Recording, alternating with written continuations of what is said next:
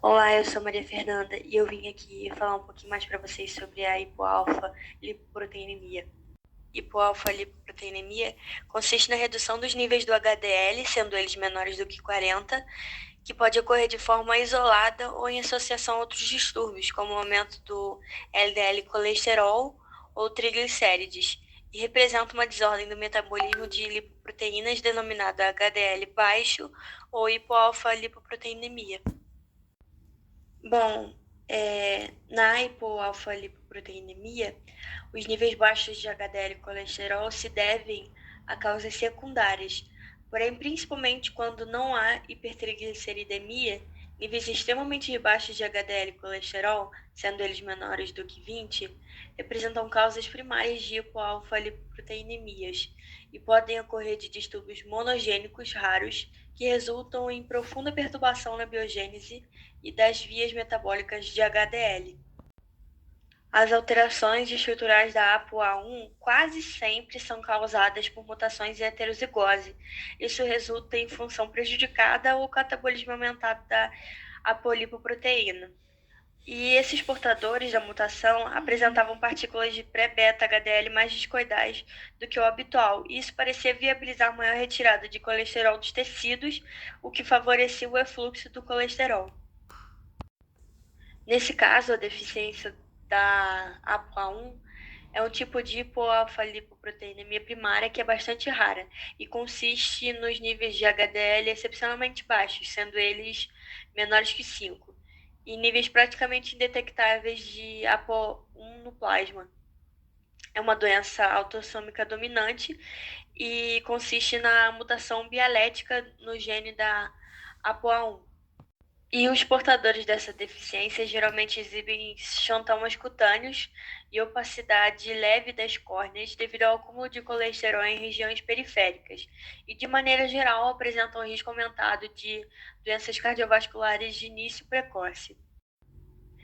E o HDL é atribuído a diversas funções, sendo elas a anti-inflamatória, antitrombótica, antioxidante, antiapoptótica e de vasodilatação, as quais previnem a instalação e o desenvolvimento do processo aterosclerótico e suas manifestações clínicas. E são justamente essas alterações que a hipoalfa-lipoproteinemia causa no organismo. Desse modo, as baixas quantidades de HDL presentes no organismo não vão ser capazes de realizar todas as funções que são de suma importância para a fisiologia humana. E nesse caso, esses indivíduos portadores da dislipidemia são mais propícios a apresentar um quadro de maior incidência de doenças cardiovasculares. Nesse slide estão representadas algumas funções das APOs.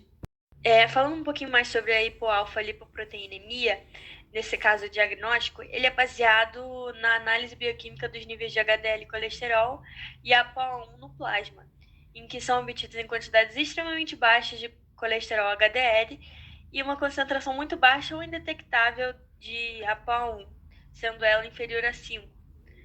Níveis baixos desse colesterol HDL estão associados a níveis normais de colesterol VLDL e LDL, e níveis normais ou reduzidos de triglicerídeos.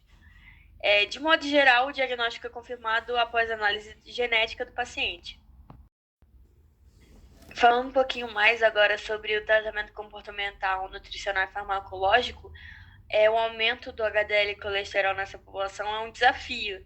E nesse caso, o tratamento deve ser direcionado em reduzir as taxas do colesterol não HDL do organismo, visto que nessa patologia é produzida pouca quantidade de HDL. Assim, o tratamento mais utilizado na clínica é justamente diminuir essas lipoproteínas no organismo. Dentre os tratamentos essenciais está a alimentação adequada, em que deve ser preferidas as gorduras de origem vegetal naturais, monoinsaturadas ou poliinsaturadas, com óleos vegetais ou amêndoas.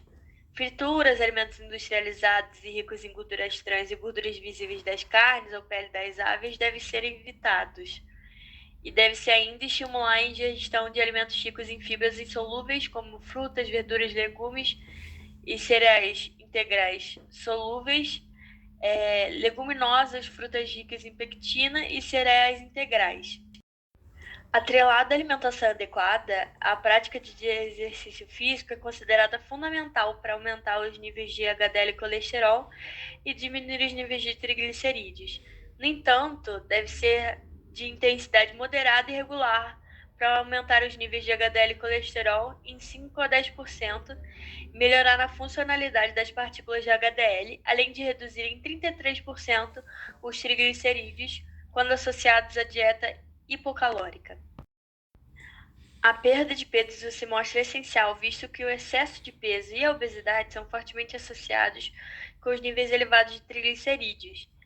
E estudos apontam que a perda de peso aumenta os níveis de HDL e colesterol em 0,35 por quilograma perdido. Caso haja a utilização de tabaco, cessar o tabagismo, visto que o estresse oxidativo e a inflamação induzidos pelo tabagismo levam à diminuição tanto da quantidade quanto da qualidade do HDL. Então, o consumo de tabaco por indivíduos que possuem essa patologia não é recomendado, considerando-se que já apresentam taxas de HDL baixas, e reduzir ainda mais não é positivo. A utilização de estatinas, que continua a ser a primeira linha terapêutica entre indivíduos com baixos níveis de HDL e colesterol associados a risco cardiovascular significativamente alto, que justifica a intervenção, especialmente focando nos níveis de LDL e colesterol. Utilização também dos fibratos, em que estudos apontam que esses podem reduzir os níveis de triglicerídeos na corrente sanguínea na ordem de 18 a 45%, e aumentar o HDL e colesterol em 10%. E por fim, a suplementação de óleo de peixe contendo ácidos graxos EPA e DHA em concentração maior ou igual a 3 mg ao dia, podendo reduzir as concentrações de triglicerídeos aproximadamente de 50%. O prognóstico depende do aparecimento de doença coronariana prematura e falência orgânica terminal. A pessoa com essa deficiência tem vida normal, com dieta e prática de exercícios físicos, medicações e parando de fumar e ingerir bebidas alcoólicas.